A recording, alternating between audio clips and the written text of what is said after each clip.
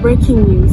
Petaling Street, right in the heart of Kuala Lumpur, has long been one of the city's most iconic destinations, filled with vibrant color, food vendors, street stalls, and the hum of daily trade.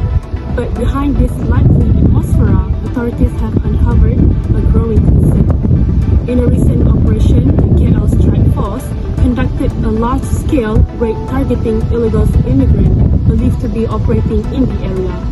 Dozens were detained, many without valid work permits or identification.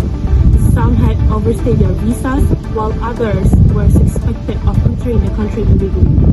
As a result of the operations, several stalls were shut down and large quantity of fake branded goods were seized. Enforcement officer says Petaling Street has been a hotspot for such activities, and more surprise raids are expected in the coming weeks. Officials have stressed that the goal is not only to curb illegal entry and employment, but also to protect legitimate businesses and public safety.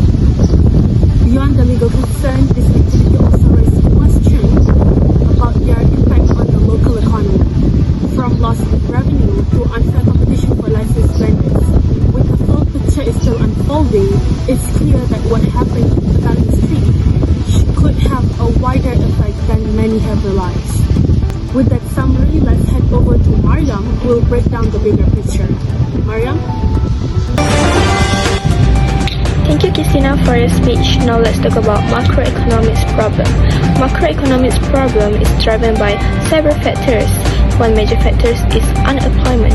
Illegal immigrants working in informal jobs can take opportunities away from local workers, especially in low-skill sectors. For example, in Sabah and Selangor, many illegal immigrants are hired on palm oil plantations, while local Malaysians are willing to do these jobs, but with fair wages and protection. However, employers often choose illegal workers to cut costs, which can lead to local unemployment and unfair competition. This also contributes to shadow economy, unregulated and untaxed work that is not officially recorded. For example, street vendor that operates outside the formal system.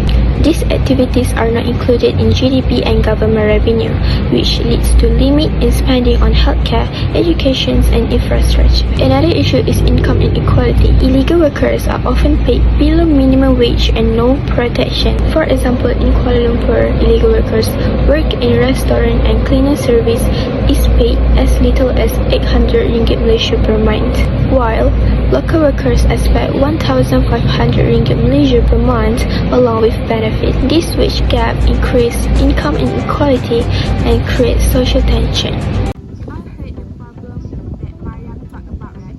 So now I want to tell you guys what the solution for each of these problems. So the first solution for unemployment problem is stricter enforcement of labor law.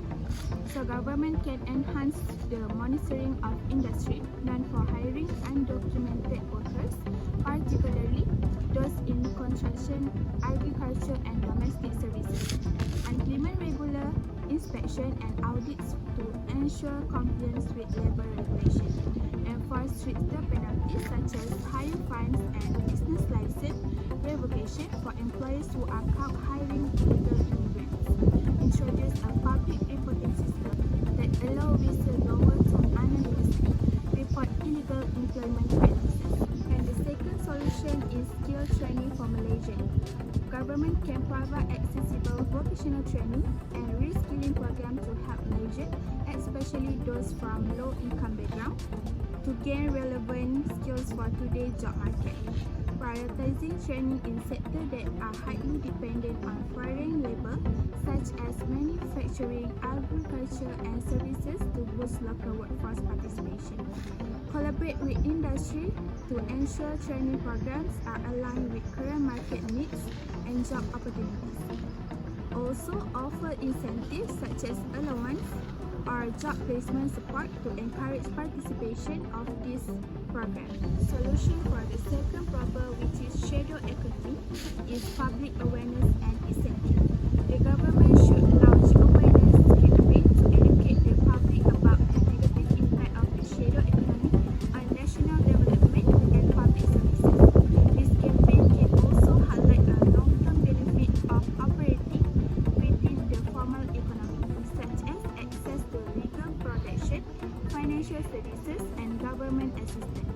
To encourage formalizing, authorities can offer incentives such as tax reduction, simplified business registration processes, and financial support for newly registered businesses.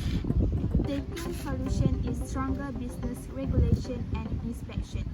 The government should enhance enforcement effort to detect and shut down illegal and unregistered business operation, especially in sector known for high level of informal activities such as construction, food stall, domestic services, and small-scale tourism. Regular inspection and audit can help ensure businesses comply with labor law, health and safety standards, and tax regulation. Also, strict penalty, including fine, license suspension, or business closure should be imposed on these for violating the law. So for the second solution for income inequality problem is enforcement minimum wage laws. So the first is strict enforcement, where the government should implement stronger monitoring and enforcement mechanism to ensure all the workers, regardless of their employment status, receive at least the legal minimum wage. One is regular inspection, conduct frequent workplace inspection and